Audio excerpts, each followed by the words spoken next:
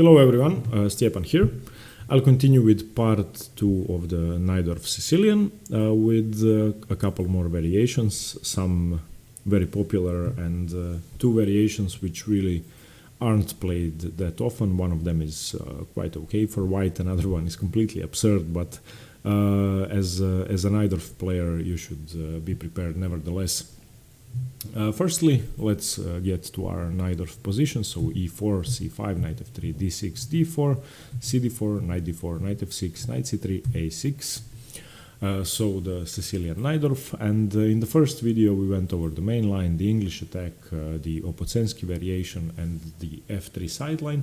And here we are going to go over the Fischer-Sozin attack, the Amsterdam Variation, the Adams attack, the Zagreb Variation named after my city, and the Freak attack, which has several other names, I think, which is rook to g1, which is quite a bad try for white, but if played properly and if black makes some mistakes, then white has a very strong attacking position, so the opening shouldn't be neglected. Now, first of all, let's start with the Fischer-Sozin attack, which quite unjustly was named after 2 players. It was really developed by Bobby Fischer.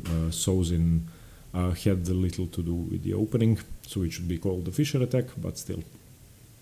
So the Fischer-Sozin attack is bishop to c4, which it's also called the Lipnitsky attack. I'm not sure anybody calls it that, but yet another player who was somewhat involved in the development of theory.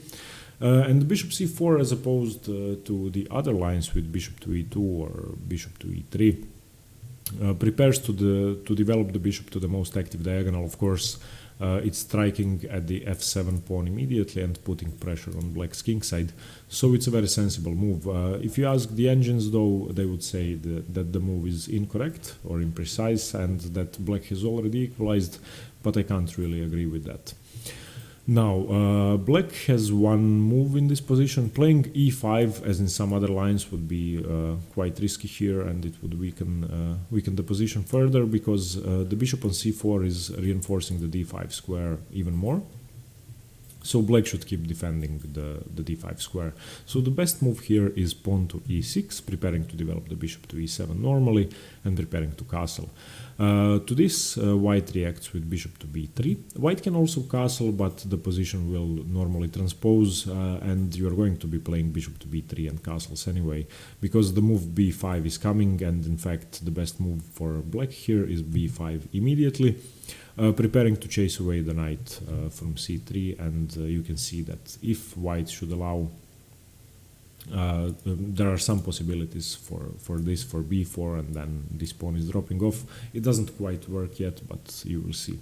Now, another move that black can play instead of b5, and I'm going to go over that first, is knight b to d7, a slightly less aggressive variation, which allows white to go extra aggressive now, and white should be playing the move f4, preparing the move f5, or queen to f3. Now the move f4 is immediately opening up the kingside, as you can see, since black is 2 moves away from castling. That could become quite risky, and this is, if black plays knight b to d7, I would definitely recommend this move. Of course, you can also castle, you can play bishop to e3, you can develop sensibly, but the move f4 is quite a justified aggression in this position. Now here, black should continue with knight to c5, trying to get rid of white's bishop pair and putting additional pressure on the e4 pawn. Queen to f3, defending the e4 pawn, bishop to e7, going for castling, bishop to e3, castles, castles. Now, castling queenside in this position, even though it might seem fun, really shouldn't end well for white, because after b5, b4, black has a ready-made attack, and after black gets rid of the light-squared bishop, you are one defender down, and you're going to be in a world of pain. So castle kingside here. Queen to c7. And now, even though white has castled kingside, the pawn on f4 provides a lot of attacking support, and white should continue with g4. And I think this variation of the Fischer-Sozin attack after black develops with knight b to d7 is one of the most fun variations of the Sicilian, and well, you should study this position. Now, once again, Black doesn't have such a quick attack as he does in some other lines where white is castling queenside, but on the other hand, white did weaken his kingside significantly. So if the attack doesn't work, then black is going to be better in almost any endgame. Now black should continue with b5. We have g5, chasing away the knight. Knight f takes e4. Yeah, okay. So now, yeah, this is the most tactical variation I chose to show you. Now, going to d7 or to e8 could work, but it really shouldn't work. And there's a tactical way to sacrifice a piece here, and this I think you should know with black. And if you are white, you should be prepared for this. Because this is still theory, and there are 31 games played from this position. The highest rated players were Skorochenko, Popovic, Arkady Najdic, Golubev Mikhail. So a lot of grandmasters have been playing this, and there were 31 grandmaster games played here. So this is still mainline theory, and you should know that knight f takes c4 works. Now how? Knight takes pawn, and you play knight takes e4, and of course black doesn't give up a piece with knight takes e4. He plays bishop to b7, pinning the knight to the queen, and you can notice that there isn't a comfortable way to defend. In fact, there are no ways to defend. Now, white can go tactical here as well. There are two moves that white could play. One of them is knight takes c5. Giving up the queen. I believe that's an inferior option. I think that knight takes e6 is much better. Now we will see how both could work. If knight takes c5 here, then bishop takes f3, and knight c takes e6 can be played, attacking the queen. And if f takes e6, then simply knight takes e6, attacking the queen and threatening a discovery. So the position is, according to the engines, minus 0.1 or all zeros, so completely equal. And I think that this position is okay. Now, if you don't know the theory, then you are going to be in trouble. The best move here is queen to b8. And now you should play rook takes f3. Now, if you count the material, white has two rooks, two bishops, and a knight. Black has two rooks, a bishop, and a queen. So basically, you have two bishops and the knight for queen and bishop, so two minor pieces for the queen. Now, as the position continues, the best move for black here is rook to c8, saving the exchange. And now you can play either bishop to d5, you can play bishop to d4. You will find a good way to use your discovery and have equality, because your pieces are far too active. This bishop pair is too strong, and you also have threats of f5 and f6. So this is a fun line to remember, and you should definitely know that. So if black develops with knight b to d7, you should play f4, but be prepared for those tactics. So knight c5, queen to f3, bishop e7, bishop e3, castles, queen c7, g4, b5, g5, and now knight f takes e4 does work. And just remember to take the knight, and after bishop to b7, you can either take on c5 or on e6. I will show you what it looks like when you take on e6. So knight takes e6, f takes e6, knight takes c5, bishop takes f3, knight takes e6. The position is quite similar. You are once again threatening those discoveries, and after queen to c8, rook takes f3. You can also play queen to b8, and the position is similar. So remember that. Of course, the line with knight b to d7 could lead into something completely different, but well, you get to decide what you want to play. Let's get back to the main line. So after bishop to b3, b5 is the main line.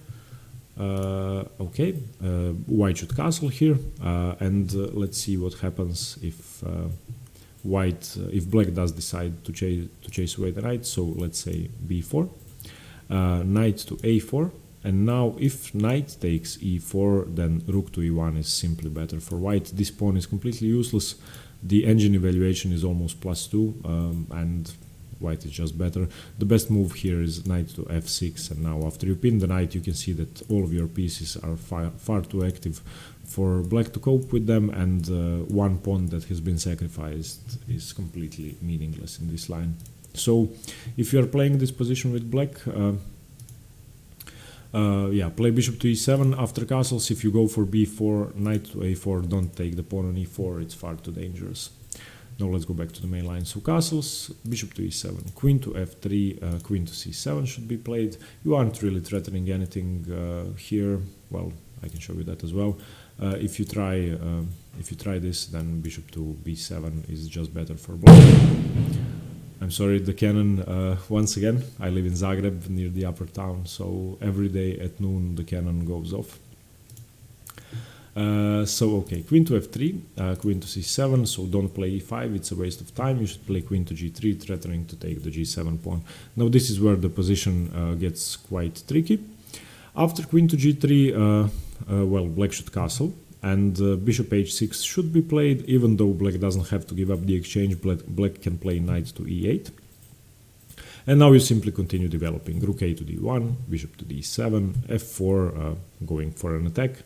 Knight c6, and you should take that. Knight takes c6, bishop takes c6, and now f5. And this is sort of the, well, end of the mainline theory. There were still about 30 games from this position. The highest rated game was Vasily Ivanchuk, Boris Gelfand. And, well, you should definitely check out those games. Once again, Boris Gelfand's games are absolutely the best reading you could get on the Sicilian Najdorf. Today, Maxim Vachier-Lagrave is probably the best player, but Boris Gelfand is one of the strongest Najdorf players theoretically, so definitely check out his games.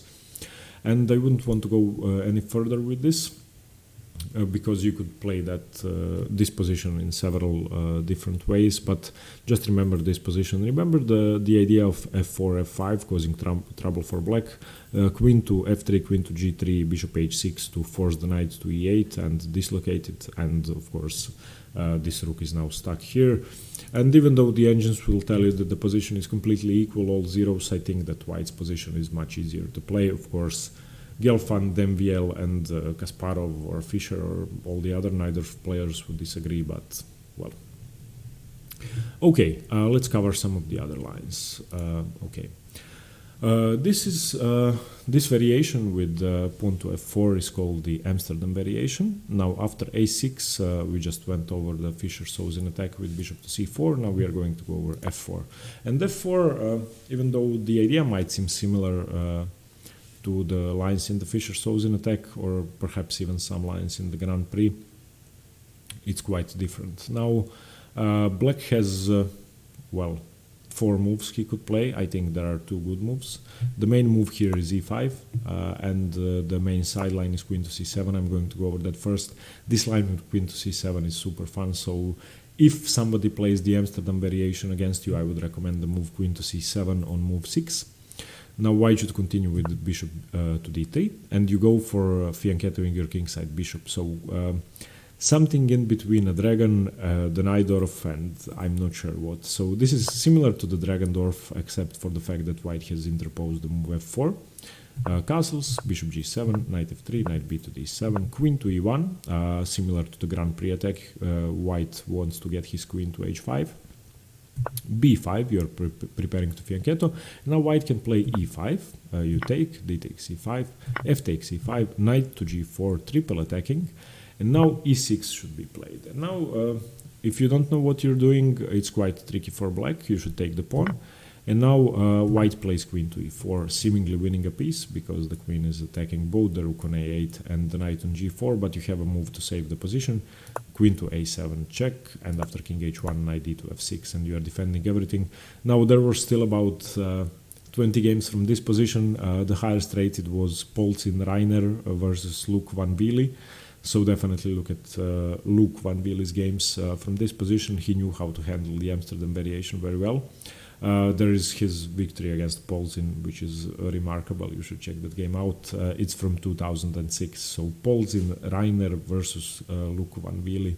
Check that game out definitely.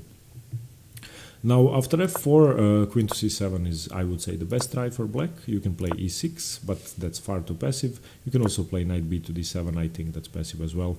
The main move after f4 is the move f5. And now you are simply forcing white to make a decision. The best move here is knight to f3. And after knight to f3, you continue developing from here. Knight b to d7, defending the e5 pawn, which was now attacked twice, and also covering the queen. a4. And white will usually have ideas of a4, a5, and the purpose of that is to stop b5 and the bishop fianchettoing. So a4 is quite an important idea for white in these lines. Bishop to e7, bishop d3, castles, castles, e takes f4. Now, the best move here is king to h1. Taking isn't that good, because if you take bishop f4, then queen to b6, king h1, queen takes b2, and black is up a pawn, almost winning. So after e takes f4, you should play king to h1, and after knight to c5, you can recapture the pawn safely. Bishop takes f4. So remember that your b2 pawn can be hanging in these lines. Bishop to g4, queen to d2, rook c8, knight d4, knight takes d3, grabbing the bishop, c d3, d5, e5. And this is sort of the end of the theory. There were still a couple of games played from this position. Once again, it's all zeros, but I try to show you the sensible moves. Of course, as in any opening, you can find surprises of your own. Let's say from this position, you don't have to play knight b to d7. You can play takes on f4 immediately and see what happens. It might not be a good idea, but I would definitely advise you that you sit over the board, look at this position on every move, and try to find an interesting idea which you don't know how to solve. Then try to solve it, and then see what the engine says afterwards. Check out your ideas with an engine. If some of them bring your position from 0 to plus 0.5 for white, and you're playing with the black pieces, then that's still okay. You're not playing an engine. So if it looks tricky, your opponent is going to waste time and lose incitement. So try to do that. Okay, let's go over the Adams attack. Back to our position. So after a6, the Adams attack is h3, and this move was played, I think it was the first time it was played was about 20 or 30 years ago, so it's not that common theory. Well, it has been played sometimes by players who weren't in the world's top, but Michael Adams introduced this to the Najdorf, and it became a very popular weapon for players with the white pieces. Now, once again, you have two moves. You have either e6 or e5 from this position. I think that e6 is much better. e5 is far too risky here. Knight d to e2 and h5, you have to stop g4, and now white can either play g3 or bishop to g5. In all lines, your position is to lose. So after h3, I would definitely recommend the move e6. And now white simply shows the purpose of the move h3, and that's to play g4 immediately. And white is going to fianchetto the bishop on g2, white is going to castle, white is going to play f4, e5, or g5, h4, and try to be faster in the attack. Now here black should continue with d5, trying to break down the central control. Another move that black could play is bishop to e7, even though I wouldn't recommend that move. Now if bishop e7, then g5 can be played, knight f to d7, bishop e3, b5, a3. You can see that even though white's position is quite loose, white is better here. One thing you can get is the bishop pair. So now after h4, rook c8, h5, knight to e5, f4, knight e to c4, position similar to the Dragendorf and some other variations of the Sicilian, in which you have a major attack along the c-file, but it doesn't really do much if white is quicker. So now after bishop takes c4, knight takes c4, queen to d3, black has a good attack, but after f4 comes, after g6 comes, and after white starts opening up lines, your king isn't going to be happy on e8. So try to avoid playing bishop to e7 after g4. After g4, I would recommend the move d5. And now after e takes d5, knight takes d5, knight d to e2, bishop to b4, you are putting some pressure on white's position, because now you are highlighting the fact that white king is still stuck on e1, and the move f4 or the move g5 isn't really such a strong threat because the knight isn't on f6. Now here white should continue with bishop to g2, both sides castle, knight takes c3, knight takes c3. Well, you can take here, doubling pawns, but I think you should preserve your bishop. Queen to c7, queen d4, knight to c6, queen to c4, Now bishop to d6, just saving your bishop and trying to make something happen with bishop h2 check, trying to put the king on h1, etc. So this is sort of the end of the theory. Just remember that you shouldn't really allow white to cramp your position down while your knight is still on f6, and so after h3, play 6, and g4 is going to be played in every game, play d5. And white really has to react here. If he plays the move e5, then you simply have a better position, I think. And white is almost always going to play e takes d, knight takes d, and he's going to play knight d to e2. And now after bishop to b4, you have a position which is easier to play, I would say. So, okay, this was Michael Adams's attack in the Najdorf, a very fun variation, and I'm actually looking for some lines to avoid my common play against the Sicilian, and I'm going to be facing the main line Najdorf, so I'm choosing a variation which I'm going to play, and I believe that h3 is going to be my weapon of choice to start with, because I think that the position offers a lot of attacking chances, and if black isn't careful, white can win easily. On the other hand, if black knows what he's doing, then the position is just equal.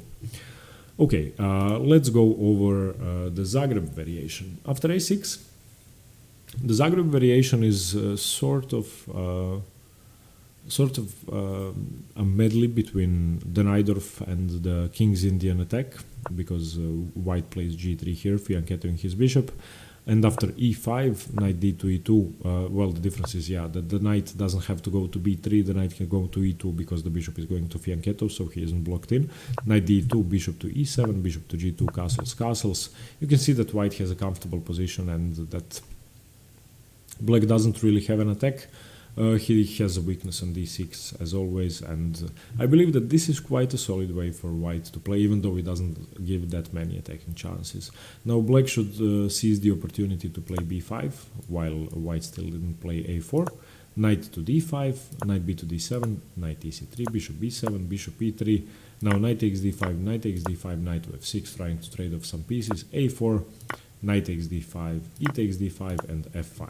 And I believe that this is the reason why the Zagreb variation isn't that popular, because now white also has a weakness on the d5 square, and the move f4 isn't really that easy to face, and white could end up in a lot of trouble if he isn't careful. So if you allow this position to happen, then I believe that black is better.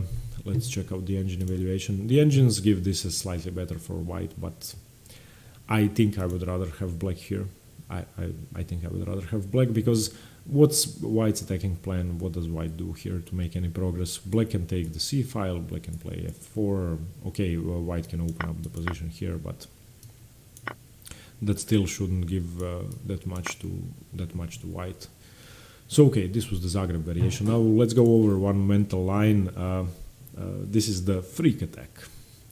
Wait, let me get back to the top. So e4, c5, knight c3, knight c6, and rook to g1. Well, this variation is strange. It might look strange to you, but it could be tricky for black if he doesn't know how to face it. Now remember that if rook g1 is played against you, play e5, and after knight to f3, yeah, you can play knight to b3 here as well. I think knight to f3 is much more sensible. Bishop to e7, bishop to e3, developing normally, bishop e6, queen to d2, castles. And now, this is where you have to decide what you are going to do and how you are going to be attacking black's position. The engines give this as -1 almost. Let me check out the evaluation. -0.8, so clearly better for black, but you can see that it isn't really that easy to face this position with the black pieces. I mean, you can play h3 here, you can start an attack immediately. Let's say black tries his normal rook to c8. What do you do in this position with the black pieces? I mean, you could easily end up in a lot of trouble if you don't know what you are doing. Of course, if white doesn't get his attack going, then he's just going to be worse. Let's go over this again. So after sorry, I played knight to c6 here. Wait, delete a6. rook to g1. Yeah, sorry, I had I had a wrong move input into the game. So e5 here, knight to f3, bishop to e7. There are a couple of moves you could play. I think h3 is a very sensible move because you want to play bishop to e3. Let's say black castles here, bishop to e3, let's say knight to c6, queen to d2. So this is the starting position, and basically your plan with the white pieces after the move rook to g1 is to play g4, g5, h4, h5. I think the best way to play this position is to move the knight away and then to start with f3, g4. Well, if black isn't careful, he's going to be in trouble. So definitely something to try out, at least in a blitz game, and definitely something most Najdorf players have never seen. So it could be a great surprise weapon. Perhaps you can find an interesting move on move 10 or 15 to try and surprise black. Of course, in this position you should almost always castle queenside. Sometimes consider keeping your king on e1 if black's attack is too fast, but a very fun attacking position to try out. Okay, thanks very much for watching. I covered most of the mainline theory in the Najdorf. If you have something to add, please leave it in the comments below. If you are unfamiliar with the general theory of the Sicilian, I will leave the link in the description with the introductory video I've made, and I will also link, well, you can also check out the entire playlist for some other variations of the Sicilian. If you got busted in the Sicilian too many times, try out the Caro-Kann or the French. I have covered all the variations in depth. And yeah, thanks very much. The Kann Sicilian is up next. I will cover that tomorrow. And stay tuned for more chess.